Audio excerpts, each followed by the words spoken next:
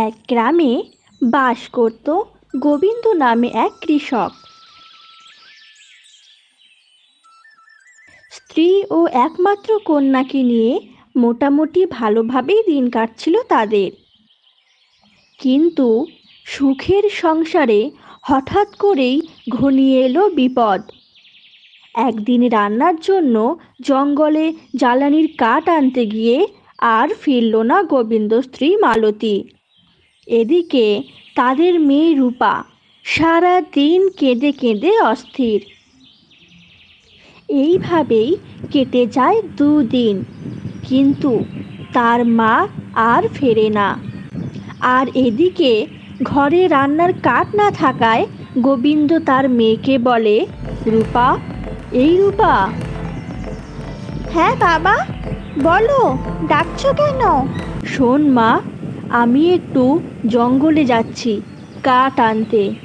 বাড়িতে একটাও কাঠ নেই রান্নার জন্য। তুই সাবধানে থাকিস, আমি যাব আর আসব।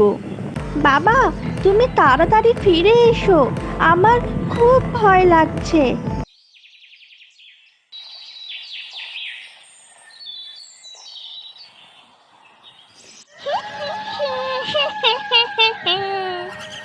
ওটা কে যায়?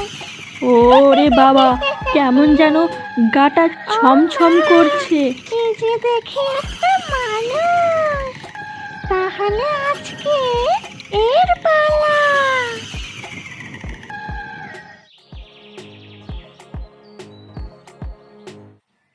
উফ, বড় হাঁপিয়ে গেছি, এখানটায় একটু জিরিয়ে নি।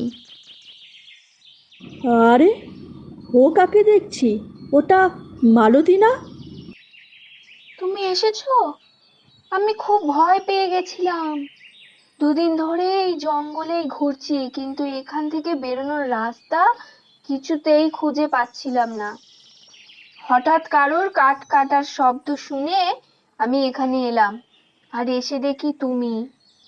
জানো, এই 2 দিন রূপা খুব কেঁদেছে তোমায় দেখতে না পেয়ে। চলো এবার তাড়াতাড়ি ঘরে চলো, ঘরে মেয়েটা একা আছে। এরপর গোবিন্দ তার স্ত্রীকে বাড়িতে পৌঁছে লাঙল নিয়ে চলে যায় মাঠে চাষ করতে।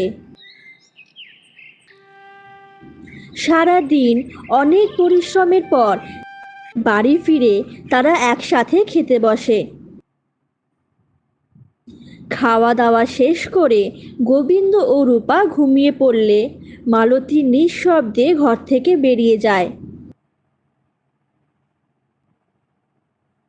পরদিন সকালে গোবিন্দ মাঠে যাওয়ার সময় যখন তার গরুগুলোকে আনতে যায়, তখন দেখে সেখানে শুধু গরুর হাড়গোড় পড়ে আছে। এই দেখে গোবিন্দ খুব ভেঙে পড়ে এবং কাঁদতে থাকে। কষ্টে কাতর হয়ে বাড়ি ফিরে গোবিন্দ তার স্ত্রীকে এই ঘটনার কথা জানায় এবং বলে, জানো, আমার মনে হয় এ পেতনির কাজ। এই কথা শুনে পেতনি তার আসল রূপ ধারণ করে এবং গোবিন্দকে মারতে যায়। ছাড়, ছাড় আমায়, ছাড় শয়তান পেতনি। এই বলে গোবিন্দ সেখান থেকে পালিয়ে যায়। পেতনি ভীষণ রেগে যায়। কিছু দূর গিয়ে গোবিন্দ তার মেয়েকে শান্ত করার চেষ্টা করে। ভাগ্যক্রমে সেখানে তারা এক সাধু বাবাকে দেখতে পায়। সেই সাধু বাবা তাদের দিকে হেঁটে আসছিল। সাধু বাবাকে দেখে গোবিন্দ বলে, আমরা খুব বিপদে পড়েছি, দয়া করে আমাদের বাঁচান সাধু বাবা। শান্ত হ আর আমায় সব খুলে বল, কি হয়েছে, তোরা কেন এত ভীত? তখন গোবিন্দ ওনাকে সব ঘটনা খুলে বলে। সব শুনে সাধু বাবা বলেন, ওই পেতনি কোনো সাধারণ পেতনি নয়, আর তোর স্ত্রীকে ওই পেতনি আটকে রেখেছে। চল, নিয়ে চল আমায় ওই পেতনির কাছে।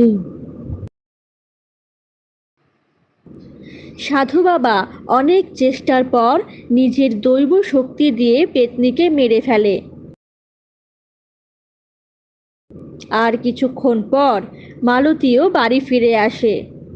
এইভাবেই তারা পেতনির হাত থেকে মুক্তি পায় আর আগের মতোই সুখে শান্তিতে দিন কাটাতে থাকে।